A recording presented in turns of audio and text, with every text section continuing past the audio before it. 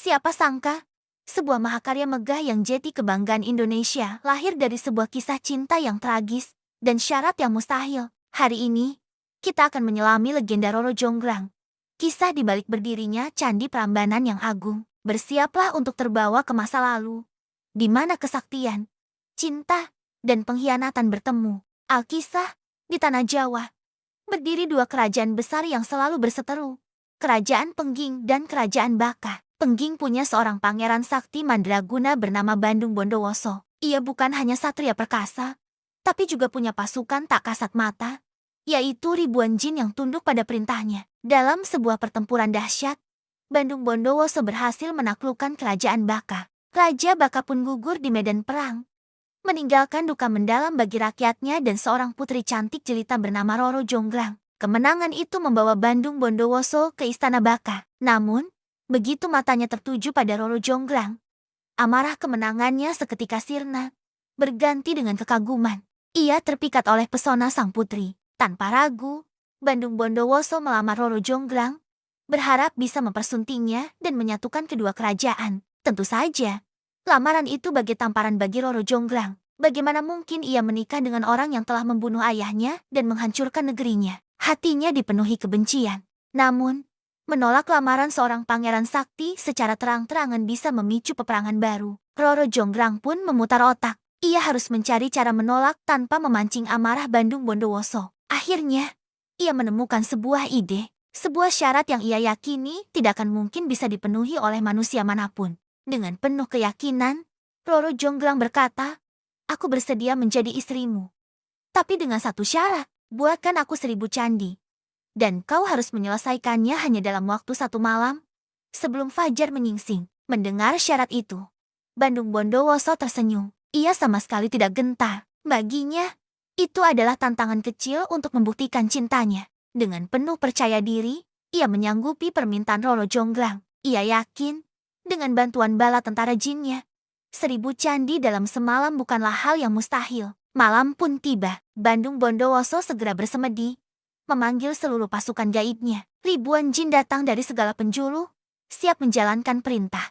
"Bangun 1000 candi untukku sebelum fajar," perintah Bandung Bondowoso. Seketika, lembah di sekitar istana menjadi hiruk-pikuk. Para jin bekerja dengan kecepatan luar biasa. Batu-batu besar terangkat dengan sendirinya, terpahat dengan rapi, lalu tersusun menjadi bangunan candi yang megah. Satu persatu candi mulai berdiri. Dari kejauhan, Roro Jonggrang mengamati dengan cemas.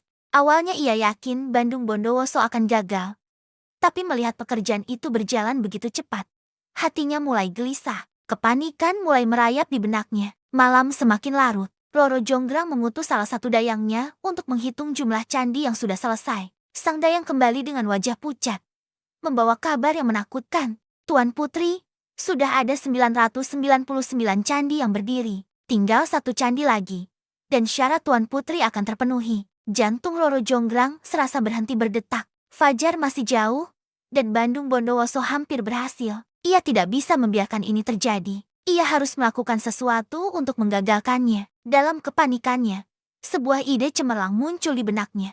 Ia segera berlari membangunkan para dayang dan perempuan di seluruh desa. "Cepat bangun, tumbuk lesung padi sekarang juga. Buat suara seolah-olah pagi sudah tiba," perintahnya. Tak hanya itu, ia juga meminta mereka untuk menyalakan api unggun yang sangat besar di sisi timur, agar langit tampak kemerahan seperti cahaya fajar. Para perempuan desa, yang juga tidak ingin diperintah oleh penjajah, segera melaksanakan perintah sang putri. Suara riuh lesung padi mulai bertalu-talu, memecah keheningan malam. Di ufuk timur, cahaya kemerahan mulai membumbung tinggi, menerangi langit yang masih gelap. Para jin yang sedang sibuk menyelesaikan candi terakhir terkejut. Mereka mengira matahari sudah terbit.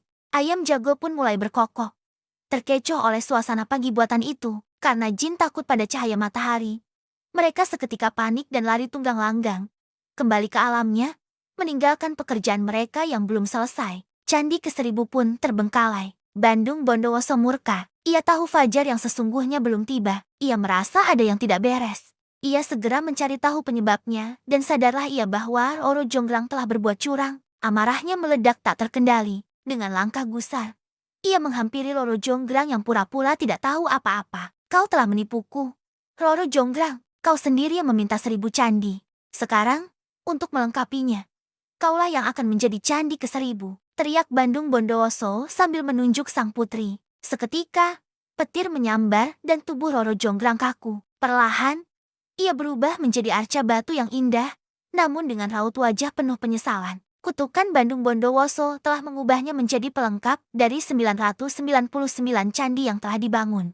Arca Roro Jonggrang itu, konon, hingga kini masih berdiri di salah satu ruang dalam Candi Prambanan, menjadi saksi bisu dari sebuah janji yang dilanggar. Legenda ini mengajarkan kita bahwa kecurangan dan kebohongan pada akhirnya akan membawa malapetaka bagi diri sendiri.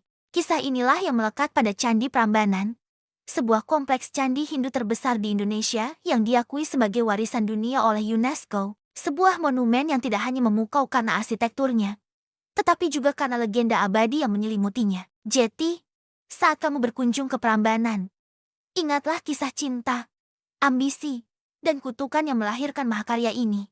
Terima kasih sudah menyimak cerita hari ini. Jangan lupa untuk like, komen, dan subscribe agar kamu tidak ketinggalan video menarik lainnya dari kami. Sampai jumpa di kisah selanjutnya.